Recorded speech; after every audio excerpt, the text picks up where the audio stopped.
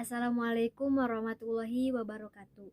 Saya Lesti Nopiawati dari Prodi PGMI Fakultas Ilmu Keislaman Universitas Islam Al-Ihya Kuningan.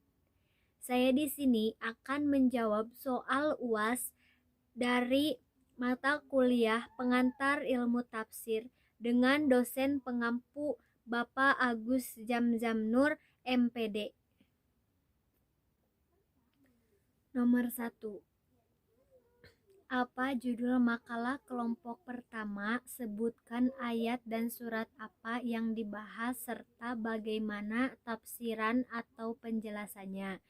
Jawabannya yaitu judulnya Pengertian dan Perbedaan Tafsir dan Takwil. Terdapat dalam surat Al-Furqan ayat 33 yang penjelasannya yaitu tidaklah orang-orang kafir itu datang kepadamu dengan membawa sesuatu yang ganjil, melainkan kami datangkan kepadamu sesuatu yang benar-benar dan paling baik penjelasannya. Nomor 2, sebutkan judul makalah kelompok 2 sampai 5 serta berikan penjelasan singkatnya minimal 2 kalimat atau maksimal 5 kalimat sesuai dengan pemahaman Anda yang sudah didapat dari proses perkuliahan. Jawabannya yaitu bab 2 menjelaskan tentang fase-fase perkembangan tafsir, masa Nabi dan sahabat, sumber penafsiran masa sahabat, mufasir dari kalangan sahabat, keistimewaan pada masa sahabat. Bab 3 menjelaskan tentang masa tabi'in, sumber-sumber penafsiran masa tabi'in, gerakan penafsiran dan sekolah penafsiran pada masa tabi'in, keistimewaan tafsir pada masa tabi'in. Bab keempat menjelaskan tentang masa kodifikasi, permulaan masa kodifikasi, perkembangan periodik pada masa kodifikasi. Bab 5 menjelaskan tentang tafsir bi'al-matsur, pengertian tafsir bi'al-matsur. Tafsir bi'al-matsur di antara periwayatan dan kodifikasi, melemahnya tafsir bi'al-matsur dan sebab-sebabnya. Penjelasan singkat dari bab 2 yaitu pada periode tafsir masa Nabi Muhammad SAW belum tertulis dan secara umum diriwayatkan ketika itu tersebar secara lisan. Nabi menjelaskan kepada para sahabat tentang arti dan kandungan Al-Quran. Bab 3 penjelasannya yaitu tentang banyak kisah Israiliyat dan Nasraniyat yang masuk dalam tafsir yang dikembangkan pada masa tabi'in, generasi tabi'in yang tentunya segala urusan yang terjadi pada masa sahabat terjadi pada masa tabi'in. Penjelasan dari bab 4 yaitu tafsir tidak berhenti sampai pada corak tafsir bi'al-matsur, tetapi berlanjut kepada perkembangan berikutnya, di mana muncul sejumlah mufasir yang dalam aktivitasnya meringkas sanad-sanad dan menghimpun sebagai pendapat tanpa menyebut pemiliknya. Penjelasan dari bab 5 yaitu tafsir ini adalah ilmu yang membahas tentang bagaimana cara membacakan atau membunyikan Al-Quran.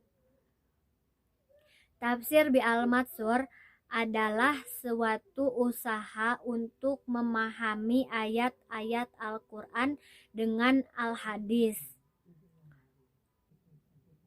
Nomor 3. Apa yang Anda pahami dari diskusi kelompok 6? Judulnya apa dan kemukakan pemahaman yang Anda dapat serta seperti apa masukan dari kelompok lain dan dosen. Jawabannya yaitu judul dari kelompok 6 yaitu metode tafsir tahlili dan metode tafsir ijmali.